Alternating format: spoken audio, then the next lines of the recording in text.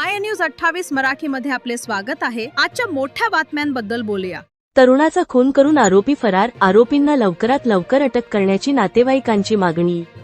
भिवंडी तालुक्यातील शेडगाव गावातील परेश तुलाराम पाटील या तरुणाचा अज्ञात इस्मानी धारदार शस्त्राने वार करून त्याचा जागीच खून केला आहे।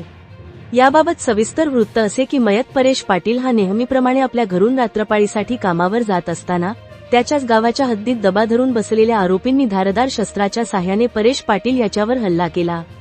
हल्ला एवढा जबर होता की परेश पाटील हा जागच्या जागीच ठार झाला।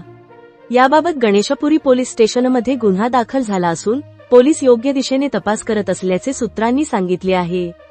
गणेशपुरी पोलीस स्टेशन पोलीस निरीक्षक कमलेश बच्छाव यांनी जेव्हापासून गणेशपुरी पोलीस स्टेशनचा कार्यभार सांभाळला आहे तेव्हापासून कमलेश बच्छाव यांनी अनेक मोठ्या गुन्ह्यांचा छेडा लावला आहे। त्यामुळे परेश पाटील यांच्या खुनाचा छडा लवकरात लवकर लागेल व आरोपी गजाआड दिसतील अशी अपेक्षा शेडगाव ग्रामस्थांनी व्यक्त केली आहे। शिवाजी राऊत, भिवंडी, मुख्य प्रतिनिधीची रिपोर्ट।